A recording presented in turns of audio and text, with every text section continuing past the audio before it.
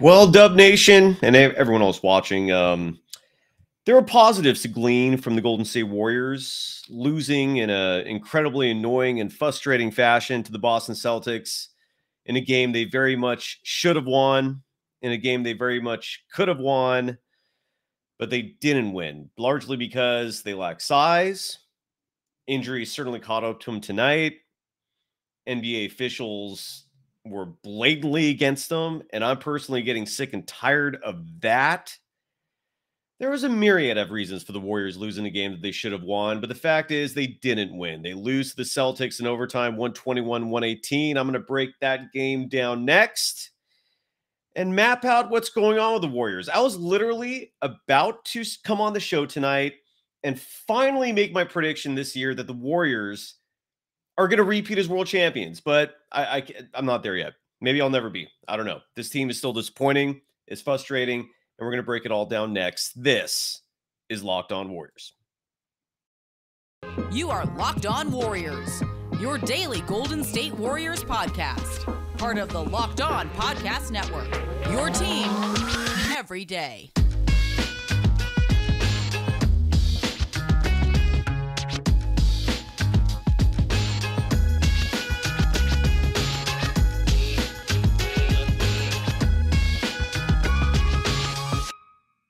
Thank you for making Locked On Warriors your first listen every day. We're free and available wherever you get podcasts. Good evening. We're recording this on a Thursday night. It is live. I am Cyrus Saatsaz, your host. You can follow me on Twitter at DogSurfRocho. And just what a brutal game that was. I honestly think that was like the roughest loss to stomach of this entire season, because this was a game that the Warriors had for the entire game.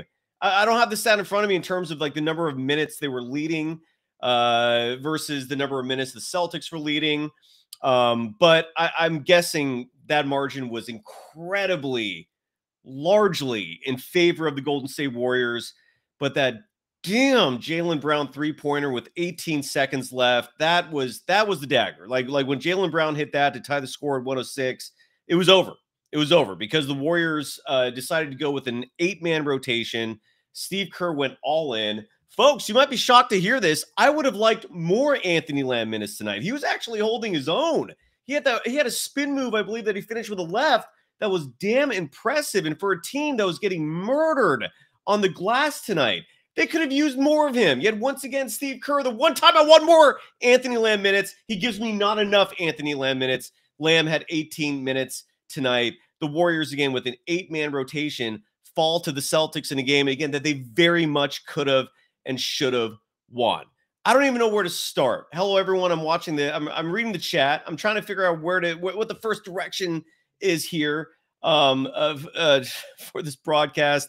I will say this. I didn't mind Steve Kerr starting the game with the small ball lineup.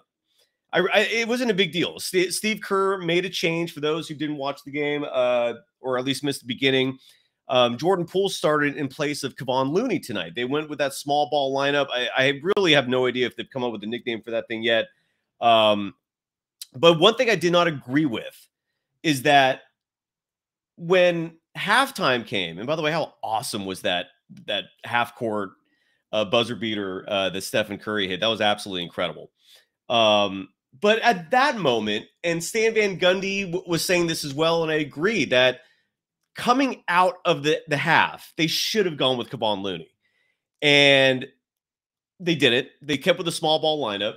And when you see the stats for the Warriors and just how badly they were slaughtered, I mean, the Warriors were out-rebounded in this game 63-47. To make matters worse, in terms of offensive rebounds, the Boston Celtics had 18 to only 8. Draymond Green was mic'd up tonight, and they caught him talking about that, how if it wasn't for the offensive rebounds, they'd be fine in this game, and they would be. In terms of defensive rebounds, the Celtics out-rebounded the Warriors 45-39, but total, again, 63-47. Yet the most recent reports for trade targets for the Golden State Warriors, the only name that's come up is Peyton Pritchard. Just makes no sense. I don't know what's going on here. I have no idea what's going on with this Golden State Warriors team this year. What makes matters worse in terms of the inside? I mean, take away those offensive rebounds, which were murder. I mean, I'm gonna dream tonight, have nightmares tonight of Time Lord just grabbing offensive rebounds. Al Horford, how the hell is he still playing like that at his age? He was blocking. Oh my God, he was blocking Jordan Poole drive. Jordan Poole's one of the fastest players in the game. He was blocking him. I think I saw a block on Wiggins. I don't know what the hell's going on that Al Horford is playing like he's 25 years old. But the Warriors' lack of size tonight was pure murder. And when you talk about inside scoring, points in the paint more specifically, was clearly the difference in the game. They got killed 52-30. The Celtics owned the paint tonight, and that was the difference. Now, the positive, and yeah, Tony Smith writes that last block on Poole was a foul. Absolutely. And I'm going to get into the officiating in just a second because that was an entirely different, atrocious thing that we all had to watch tonight. These officials are an embarrassment. They're an absolute embarrassment in terms of the way they're officiating games that the Golden State Warriors are playing in. There was a blatant discrepancy tonight in terms of foul calls, free throw attempts, and subtle things like Klay Thompson getting in foul trouble early. The foul that they called on him to foul him out was it was all ball. Klay Thompson literally got all ball, and they fouled one of the most important players on the Warriors out in overtime. That sealed the deal at that point. But the inside was just brutal. And look, you could take a positive from this, right? There is, and yeah, Andre, you're absolutely right. Andre writes, the refs called the game for the Celtics 5 of the softest fouls I've ever seen in my life, unquote. 100% agree. Rick VB writes, the Warriors choked. To a certain degree, you could say that. I mean, I'm going to talk about that final shot that Steph took in a second because that was not smart. And Steph's going to have to take some responsibility for that and on top of the turnovers. There were a whole buttload of those as well. Joe, you make an interesting point, by the way, here. You wrote that Jordan Poole is improving at D, surprisingly. You're right. He had a very pivotal steal late in the game. He was actually staying in front of his defenders. And that leads to the one thing that is a massive positive to take from this game. Because if the Warriors had won this game tonight, I was ready to full out declare this is their season. The repeat is a lock if they're healthy. And it still might be. I mean, the great news from this game is that the Warriors were missing 3 pivotal players. Jonathan Kuminga, number 1, who might play tomorrow. There's actually a very good chance that both, and yeah, haha, you're absolutely right. Haha writes that Klay had all ball for that final foul. You're absolutely right. I'm going to eviscerate the officials in just a moment because I'm really getting sick and tired of their act this whole year. The Warriors are playing against another team every night, and they're dealing with officials who are blatantly biased against them. It's ridiculous. And there is not enough attention being brought to this. There is statistical evidence to substantiate that claim. I'll get to that in a minute. But the Warriors, there is a huge positive from this game tonight. And the positive is this. They're missing Jonathan Kuminga, who, again, will hopefully play tomorrow. They got a back-to-back this season against the Celtics and the Cavaliers, which is insane. Don't expect Klay Thompson to play tomorrow night. Jonathan Kuminga should play. Let's hope for that. He was listed as doubtful. That's what Steve Kerr said prior to tonight's game. Another player who's been out for a while. Again, polarizing player, divisive player, starts a lot of arguments when you bring up his name. But JaMychal Green would have helped. JaMychal Green is, despite the fact that his three-point shooting this year has been absolutely awful. I mean, it's indefensible. This is a player who, for his career, shoots mid-30s in terms of percentage from three-point land. I think it's was it 36? I can just look that up in a second here. But this season, it's been bad. It's been really bad. And but he brings rebounding. He brings interior toughness. Like I said, he plays the 5 and he plays it effectively. They could have used that tonight, right? So JaMychal Green will probably be in the lineup tomorrow, coming off the bench. And then James Wiseman, the mythical conundrum on this Warriors roster, the player that the team undoubtedly needs, the player that could seriously help tremendously. What's going on with him? There's no information being released by the Warriors in terms of his ankle. It's been almost 3 weeks. He's been out. He did not scrimmage with the team. No follow-up questions, of course, from the press pool following the Warriors. Oh man, I could just do a whole show on that, but I'll move on from now. But I have no idea what's going on with James Wiseman. But the point is, when if the Warriors had those three players, they win this game. I mean, they should have won it handily. And despite the fact that, again, points in the paint, 52-30, rebounding, they got killed 63-47 in favor of the Celtics. Offensive rebounds, 18-8 in favor of the Celtics. Despite that, at the end of regulation, this was a tie game. And so there is a lot to take from this in terms of a positive, especially when you consider the fact that everyone and their mother is calling the Boston Celtics the best team in the NBA, and the Warriors have their number. They lost tonight, but they have their number. Because if you're a Celtics fan, if you're a player on the Celtics, any member of their organization, anyone associated with that team, you're not coming out of this game tonight happy. You can't. You just played a Warriors team that ran an 8-man rotation with Dante DiVincenzo, with Anthony Lamb, and who's it? Their own Looney coming off the bench, Looney, and you barely won that game. You needed a Jalen Brown three-pointer with 18 seconds left to survive and win. So there is a positive to take from that. I'm encouraged in that regard. But look, man, I mean, the bottom line is, and when we come back, all the stats I'm going to read to you in a moment when it comes to this team's defense, when it comes to this team's free throw attempts, when it comes to this team's road record, how they do in overtime, none of it is good. And they really needed this game tonight. They didn't get it. It's just an absolute bummer. But what are you going to do? We'll have a lot more in just a moment. I got to first give some love to a sponsor that undoubtedly the Boston Celtics took full advantage of, and that's Built Bar. These are yummy protein bars, and they're relatively good for you in the sense that sugar is awful. Yet on average, every Built Bar only has 4 grams of sugar. That's not a lot. Every Built Bar also only has 130 calories. Not a lot. Yet it packs a whopping 17 grams of protein.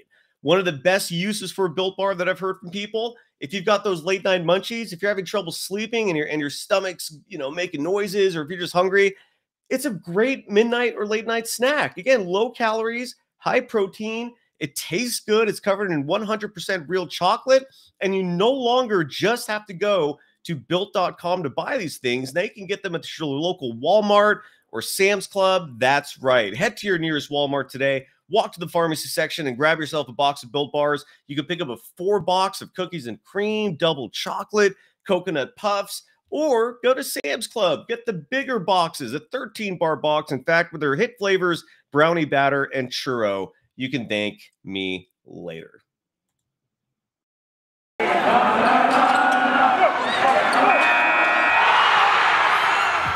are Locked On Warriors, your daily Golden State Warriors podcast.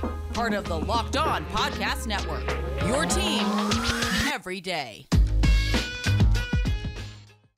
Thank you for making Locked On Warriors your first listen every day. We're free and available wherever you get podcasts. Once you're done with us, go check out Game to Game NBA. It's every moment, every top performance, every result. Locked On Game to Game covers every game from across the NBA with local analysis that only Locked On can deliver. Follow Game to Game on Locked On NBA, available on the Odyssey app, YouTube, and wherever you get your podcasts. So here's the deal. And again, an LR, again, I feel Anthony Lamb should have been playing more minutes tonight. I know, it's shocker that I'm saying that, but he was great. I thought he was, 18 minutes was not enough for a team that was just diminutive out there tonight, getting killed on the glass, all these second chance points the Celtics were putting up. I thought he played actually fantastic tonight. I wanted more Lamb, and of course, the moment I want more of it, Kerr gives me less of it. It's just the kind of year that we have. But here's some stats that we got to read out loud here. All right. And so let's start with the officiating. The Warriors, I don't know what's going on here. I don't know if you're Joe Lacob and company, if you're calling Adam Silver's office daily. I would be. In fact, if I'm Joe Lacob, I'm telling my son Kirk, your number one mission as the assistant GM or whatever your title is to literally harass the NBA front office and figure out what the hell is going on with these officials being blatantly biased against the Golden State Warriors. And I'll read you some stats here just to show you how ridiculous the discrepancy is. In 2017, or since 2017, I'm sorry, the Warriors have averaged 20.88 free throw attempts per game and 19.03 opponents' personal fouls per game. So again, this is a 6-year sample size, dating back to when Kevin Durant first came to the team, left 3 years later. Warriors went on and won another championship after that, of course, last season. And despite that, they're third to last in terms of free throw attempts, and they're third to last in terms of free throw attempts given up to the opposition. The only two teams who are worse than the Warriors in both those categories are the Bulls and the Pacers. The why of that is absolutely beyond me. All right. And I've made this case time and time and again. So many calls in the NBA that officials are making are 50-50 calls, right? They're incredibly close calls. And you would think that a team that has won 4 titles in 8 years, you would think a team that has Steph and Curry, one of the greatest to ever play this game, Klay Thompson, Draymond Green, Andre Iguodala, Steve Kerr, Hall of Fame coach. You would think an organization and a team like this, with everything they've accomplished, would get the benefit of the doubt from officials. Stephen Curry attacks the paint, goes up for a basket. Was he hit? I don't know. Oh, wait, he's Stephen Curry, the greatest, one of the greatest ever. Yeah, I'm going to blow the whistle and call the foul because it's Stephen Curry, and if he missed an easy shot close by, damn good possibility that someone hit him. Same logic should apply for everyone on that team. It makes no damn sense. And when you look at the free throws this year, they're dead last. They're dead last in the NBA in terms of free throw attempts per game. And at the same time, they lead the NBA in opponent free throw attempts. So the Warriors are just getting outright screwed in terms of free throws. And tonight, what compounded that, and it was very subtle, but these subtle things that these officials do add up. They affect momentum, something that cannot be measured, right? But it's a very real variable in any sport, in any aspect of life, really. And officials can kill momentum so easily. And they did that tonight largely because of putting the Celtics in the bonus early in the fourth quarter. I think it was like the 8-minute mark and change. The Celtics were suddenly getting free throws with every foul that was called. That was utterly ridiculous. Talk about letting him get back in the game. And then you put Klay Thompson, who was, for the most part, playing fantastic. He had an absolutely boneheaded move at the end of the game. He does a lot of these stoner mistakes that have really been costly for the Warriors this year. But nonetheless, he gets put in foul trouble. He gets his 5th foul called with it was like the early 4th, late 3rd, gets fouled out of the game in overtime on a call that was utter BS. That 6th foul on Klay is the embodiment of the NBA officials, instead of showing respect to a dynasty, instead of giving the benefit of the doubt to the team that has showed they're easily the best in the world, and instead going, nah, I know better. I saw this more closely, and I'm going to call a foul. It was such BS. It was such BS. And something's got to be done about it. I don't understand what the hell's going on here. I don't understand why there's a lack of outspokenness about this. But this year, it is so glaring. And it would be nice if the Warriors started maybe making this public. So what if you're going to get fined? So be it. Say something. Raise awareness about this. Make it a glaring, obvious thing that the whole nation and world should be focused on, is these utterly incompetent, sometimes corrupt NBA officials making these blasphemous calls. It's ridiculous. It was the difference in the game tonight. And anyways, so that's my spiel on the NBA officials. Where are we in the clock? I haven't even looked at it yet. Am I a baby dose boy? I don't know. Sometimes, yeah. So dose boy, for you mocking me saying, am I a baby? Let me ask you this. Do you think the call's been fair? I know you can't talk back, but you write back. Do you really think that the officiating this season isn't fair to the Golden State Warriors? They're dead last in free throw attempts. They lead the league, lead the NBA in terms of opponent free throw attempts. Okay, if you were talking to me, never mind. But tonight's game was another example of that. Free throw attempts for the Warriors. I believe the Celtics had 7 more. The Warriors went to the line 23 times tonight. I'm sorry, they had 23 free throw attempts tonight versus 30 for the Boston Celtics. And that's asinine. And I'm watching these games. You folks are watching these games. Do you really see night after night the Warriors committing more fouls than the opponent? It's like if you're NBA officials, either back the F off, let them play, or be consistent. Don't pull this crap where you're like just basically being so obvious in your discriminatory feelings and behavior toward the Warriors. It's absolutely ridiculous. Yeah, an Amazing Quality Control LTD writes that Steph does not get the referee's respect, and he should. So I also want to add this. Han Solo Dolo writes, I don't understand why people think this team will be okay. They're not good. I don't agree with that. Simply because, dude, they should have won this game tonight. They already beat the Celtics once. Let me ask you this. If you're the Boston Celtics, and they were fully healthy tonight, they had top to bottom, every player was available. They went with a 9-man rotation. To which team do you think tonight's game was more important to? Right? Go back to Christmas Day against the Grizzlies. Which team do you think that game was more important to? It was not the Warriors. These are two teams that the Warriors dispensed of in the postseason last year. And these are two teams that confidence-wise have to beat the Warriors if they're going to feel like they have any shot of beating them in the postseason. So I'm not going to say they're not good. They're still right in the mix for being repeat world champions. But at the same time, I mean, look, they're a game below 500. I mean, when you look at the numbers, I can see why you're saying that, but I'm not going to. At the same time, the Western Conference is just so bad that you can't really say they're a bad team. It's just, but there's issues for sure. In just a moment, I'm going to dive into a lot more. There's a lot more to break down. I mean, the Warriors, for example, on the road, they still have not beaten a winning team on the road this year. That's bad. That gives some credence to the people who are hating on the Warriors right now.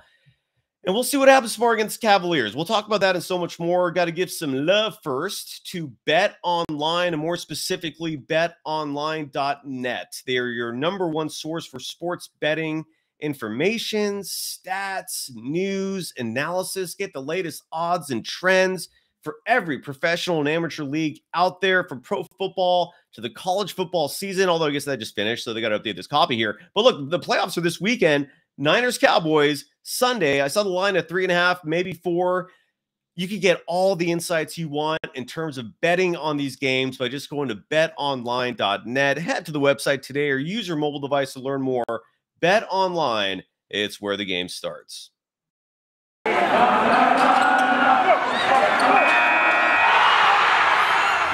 are Locked On Warriors, your daily Golden State Warriors podcast. Part of the Locked On Podcast Network, your team every day. Thank you for making Locked On Warriors your first listen every day. We're free and available wherever you get podcasts. So somebody in the chat wrote that Steve Kerr mentioned that he's going to stick with the small ball lineup.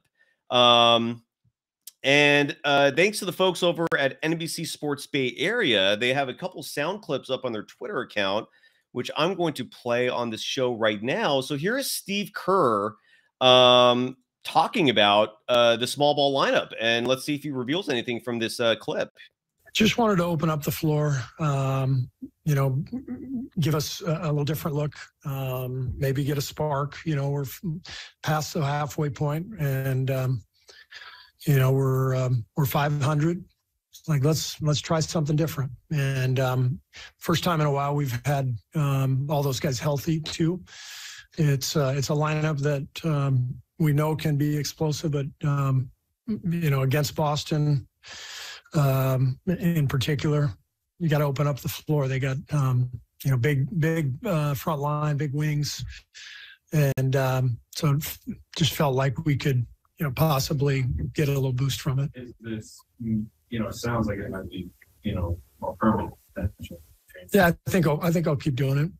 We'll see how it goes. It went well tonight. Loon was great off the bench, and obviously we're still We still got some injuries, so and we just decided to keep it tight with the 8-man rotation. But I thought everybody came in and played hard, played well. But like I said, you got to close the game, especially on the road against a great team. Wow. So he literally just said in that clip that he might stick with the small ball lineup. Now, look, it's effective. I mean, it's a dangerous lineup. If whoever the opposition is, you have your hands full when you have 5 players like that on the court that you got to deal with. And the Celtics are perfect evidence of that. The Warriors, for most of this game, were leading. But and Joe, you just nailed it right there. So Joe writes, conversely, you're running Draymond to the ground. Very bad idea. I wholeheartedly agree. Like, Draymond Green is 32 years old. He's turning 33. He's got a back problem that's never going to go away, because the only way to heal that is with surgery. You're not doing surgery like that unless you basically just want to end your career.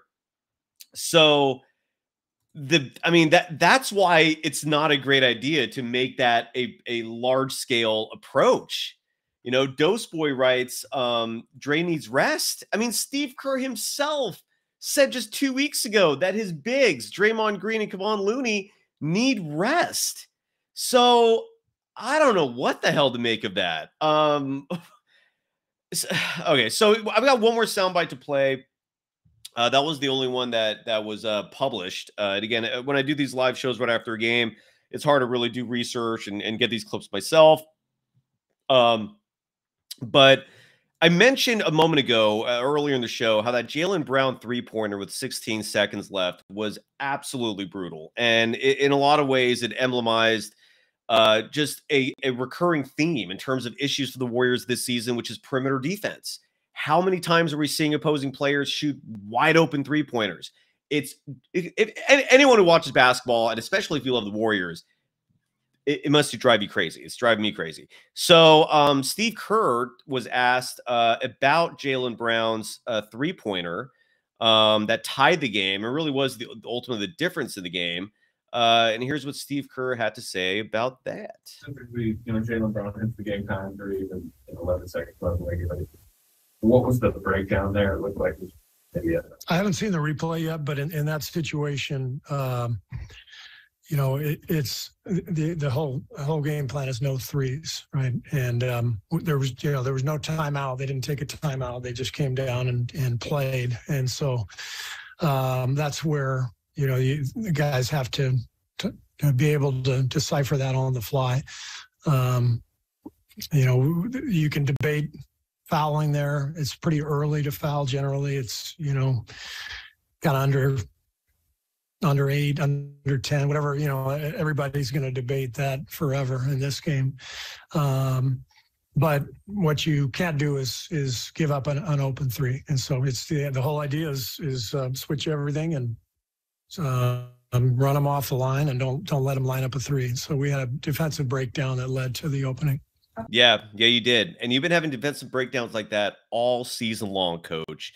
It's concerning. It's very concerning. And that shot was the difference in this game. Kylan Mills, my partner in crime on this show, she'll be back with me tomorrow. She tweeted out that it is, in fact, interesting that Steve Kerr said he's probably going to keep the small ball lineup he went with tonight with Kevon Looney coming off the bench. Look, I've been advocating from the get-go on this show that the Warriors have the personnel to make this happen, to be repeat world champions. But you have to put some faith in these young players, and you're going to have to, just ride with the lumps that come with them, because they're going to make mistakes as youngsters. But if you go with a lineup, like a starting 5, for example, that has Steph, maybe you put Jordan Poole in the starting 5, Wiggins, Draymond, and Wiseman. That way, again, Jordan Poole is much better as a starter, so you're solving that issue. James Wiseman, whatever mistakes he may make, at least he's doing it surrounded by a veteran crew who can at least catch up on him and teach him in the process. And then you have your second unit. Suddenly you have Klay Thompson coming there, which is awesome. Dante DiVincenzo is awesome. Jonathan Kuminga off the bench is awesome. You have JaMychal Green, you have Kevon Looney, you have Moody, you have the two-way guys, whatever it is. if you mix and match, you have the personnel. But Kerr just hates these youngsters. I mean, I don't know what else to really get from all this. Moses Moody again had a DNP tonight. Patrick Baldwin Jr., who could have given them size at 6'10", he's a rookie. I mean, he's so raw. I could understand to a certain degree Kerr's hesitancy to play him, but still, you know. And Andre wrote this in the chat earlier, which, I mean, this is the only thing that makes sense for me with everything going on with the Warriors this year. Andre writes, Kerr wants to force the front office to make a trade for a big. It's obvious. You might be right. You might be right. And that could be what's going on this whole season, because everyone keeps saying there's like this 2 timeline thing.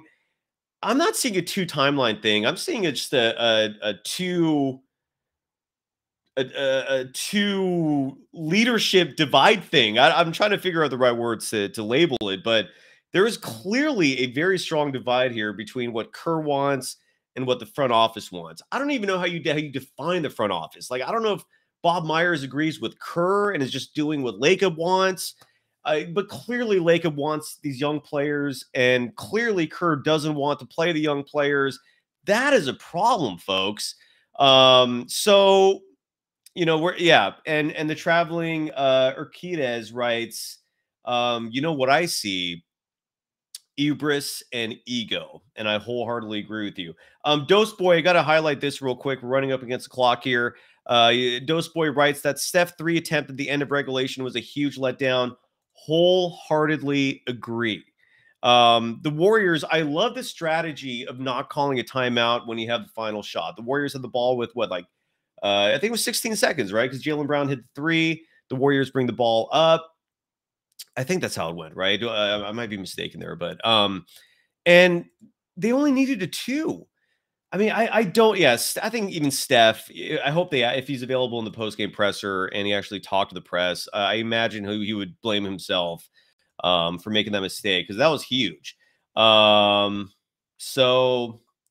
yeah, that was brutal. I don't know what else to say about that. Some other stats to wrap things up, because the bottom line for the Warriors is this now. Real quick, let me see what's going on in the chat here.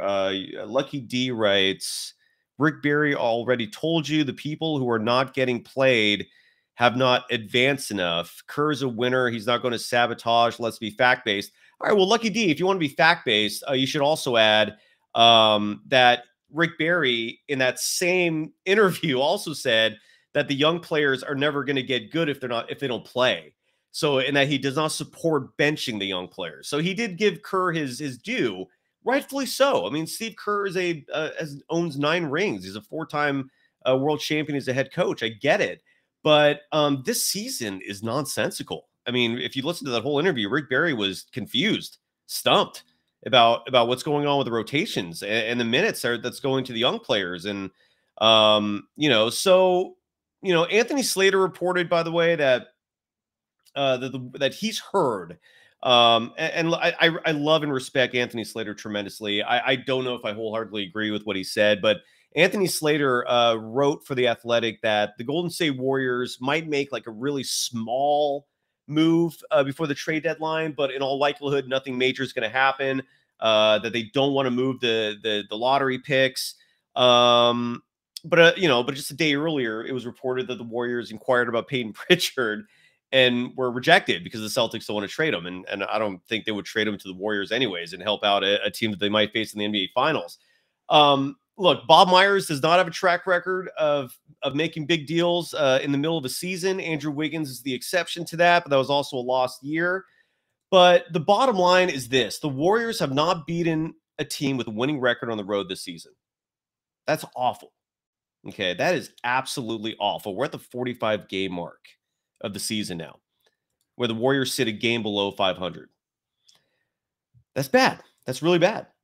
The Warriors, by the way, have not been good in overtime for a long time. Dating back to November of 2018, the Warriors are 2-14 in overtime. That's awful. That is absolutely awful.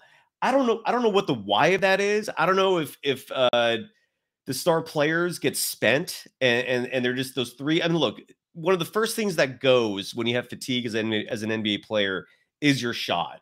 So maybe the reason for that is a team that's so reliant on the deep on deep baskets, doesn't see them fall in the overtime period because they're spent. Maybe that's what's going on there, but they're 2-14 in overtime since November 2018. I mentioned a moment ago, they're a game below 500. In the standings, they're tied for 7th, which is really weird. It's a 4-team tie for 7th in the standings. The Warriors are tied with the Timberwolves, with the Clippers, with the Oklahoma City Thunder.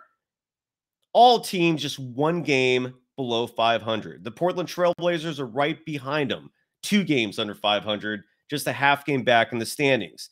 The Phoenix Suns are 3 games below 500. They're a full game behind the Warriors and that whole pack. That whole pack of 7 seeds, by the way, just a half game behind the Utah Jazz for the 6th seed. That pack is a game and a half behind the Dallas Mavericks for the 5th seed. And the 4th and 3rd seed, incredibly, still at play as well. The Kings and the Pelicans tied for the 3rd seed. The Warriors and all those other teams 4 games back. It's crazy what's going on in the West this year. But the Warriors, I mean, they're just playing with fire. They need a big. They need reinforcements, clearly. Whether that's going to come in the form of the players they have now, whether that's going to come in the form of some sort of trade, I don't know. But they're playing with fire because right now this team is 1 game below 500. And if a few of these other teams suddenly make a run, the Warriors are going to be left behind. This Warriors team, by the way, they're now 5-18 on the road this season, which is 2nd worst in the NBA behind the Houston Rockets, who are 4-20. The Warriors are negative 0.4 in differential. That's a category that they routinely dominate the NBA in. So when you look at the stats, when you look at the fact that the Warriors have one of the worst defenses in the NBA, their offense is fine. But there's a lot to be worried about, folks. And I was literally about to have that worry go away with this win, turn into a loss, and the concerns continue. So let me see if there's anything else in the chat before we wrap it up. Andre, again, who's been writing some great content tonight, writes, Bob has a vision that Curry and Clay leaves, and he will have the same level of success all over again.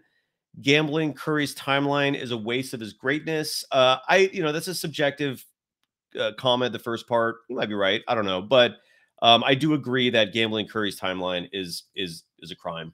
It's an absolute crime. So yeah.